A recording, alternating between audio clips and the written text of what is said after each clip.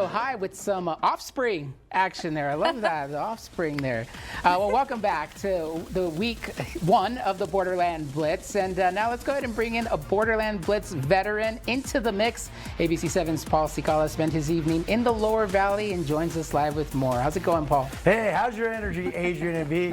Good. Got to get up for tonight. Yeah, especially after all those delays. All right, let's get right into it. Isleta High School hosted Parkland tonight with the Matadores hoping to avenge their loss against the Indians last year, but it's now 2025 and both teams are starting with a new slate.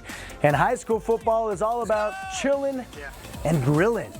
As the Isleta baseball team boosters raising some feria for the team. Meanwhile, a moment of silence before the game for Cacique Jose Sierra of the Tigua Nation. And as for the game itself, check out Parkland's Jamal Rocha busting out for a first down, but the drive would end up stalling, and then Isleta's Michael Jaques coming from nowhere with the first down of his own.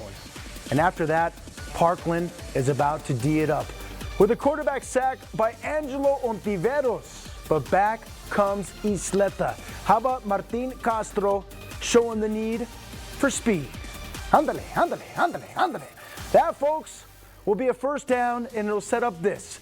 Gavin Robles with the touchdown catch to put Isleta up 7-zip, and then the dance moves getting down like Charlie Brown. In the end, Isleta takes home the victory, 28-14. That's your final. Keeping it in the Lower Valley, Riverside High School was defending the El Paso turf as the Rangers hosted Big Spring High School. The team made the drive from the Permian Basin just northeast of Midland, Texas to smack helmets with the Rangers. Remember, last year Riverside knocked off Big Spring in what turned out to be a 9-win season for the Rangers. Let's go ahead and pick things up in the second quarter with Riverside leading 10-zip and the Ranger mascot getting it going. Yip, yip, yeehaw! Go Rangers! Into Big Spring territory we go, and Derek Armendariz, that is, making it happen, Captain. That, folks, is the first down. Meanwhile, wide receiver and defensive back Izzy Garcia hoping to get into the mix. Izzy gonna get the ball? Well, Izzy can answer that. Izzy Garcia with the first down reception. So the question we have now, Izzy gonna get into the end zone? Well, I say Simon. Yes, sirree, but it won't be Izzy. This time it is quarterback Carlos Rojas III, breaking tackles, breaking off a little something, and then the leap. That, folks, is a touchdown, and Riverside jumps ahead 17-zip, but after a rain delay, the momentum went to Big Springs, who had a chance to win it at the end. The Rangers, though, they hold on for a 24-20 victory and start the season with the W just north of the border highway. So there you have it, Riverside High School with 9 wins last season, hoping to break off double digits in the win column this year. They held on in the end. They D'd it up. Big Spring had a chance to win it at the end, but Riverside's defense came through. And now the Rangers will head to the Northeast next week to take on Parkland High School. Adrian B., right back at you.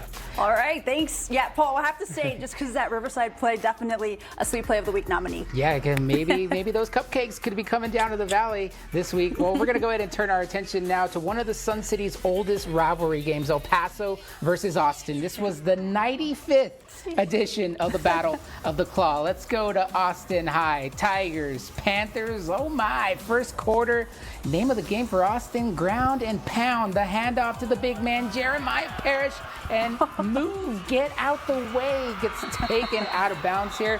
He was a one-man wrecking machine early on. Panthers from the 4-yard line. The handoff to Mr. Parrish, and he's going to bulldoze his way in for 6.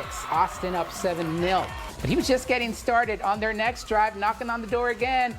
And Parrish with touchdown number 2, make that 14-0. Austin.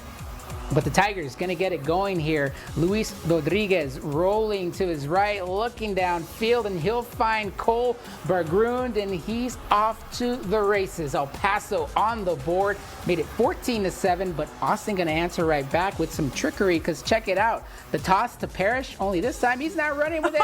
He can also chuck it downfield and right into the waiting arms of Andrew Andujo. What can't this guy do? He does it all. The nice pickup, and of course, who's going to finish it off? Well, again, again, Mr. Parrish on the handoff, stretches over the goal line for his third touchdown of the game as Austin extend their lead 21-7. And the Panthers once again win the Battle of the Claw, their 9th straight win over their rival. Final score was 42-13. Wow, Parrish, definitely fun player to watch. So over at Burgess High School, it was the Mustangs taking on the Bowie Bears. Both opened their seasons, and Burgess starts off with the ball. Jaden Bowser gets it over to the middle for a first down. However, Burgess could not score on that drive. Now Bowie tried to respond, but with no success. In the end, there was a lightning delay, of course, in the first quarter, but it did not stop local fans showing his brotherly support. I'm here because I did a 10-mile deployment, and I'm here to surprise my little brother. He plays in the band. Wow, that's awesome to see right there. Next up, Jefferson High, where it was Foxes versus Wildcats. Jefferson hosting the Ravens, where their homecoming turned out to be more of a washout, as many left during halftime due to the heavy downpour. Now, this game was able to be completed with the Wildcats taking down the Silver Foxes by a final score, 14-12. Some people dealt with the wind, others dealt with the rain itself. Well, back in Northeast El Paso, the Hanks Knights paid a visit to Irvin to take on the Rockets. The Knights just missed out on the playoffs last season, and that's right here, Jordan Morales with the quarterback keeper makes it into the end zone, which would later made it to the red zone, I should say, then later result in this play that goes into the end zone. Morales hits the running back Austin Dutcher for the touchdown run, and Hanks was up 21-0, and right now they're up 23-0 in the fourth. The Hanks Knights leading those Irvin Rockets. Well, it is that time for the War of the Week, and this one, Mother Nature had nothing to do with this one. Nothing to do with this one. It was Ganyutheo against Pebble Hills. As you know, I was at the game of the week earlier. This one was a fairly quick one, though. I know we've had some that have lasted like a minute, close to a minute 30. This one was pretty quick. Go ahead, take a look. Well, we are officially back. Week 1 of War of the Week is officially here. And a $50 gift card is on the line. But first, we're going to introduce you to our 2 contestants. To the left of me, we have the Ganyutheo Eagles. All right, and then right to the other side, we have the Pebble Hill Spartans. All right, $50 is on the line here. Ready? And go! And it's the Ganyutheo Eagles! Congratulations, Ganyutheo Eagles claim Week 1 War of the Week. Congratulations, ladies!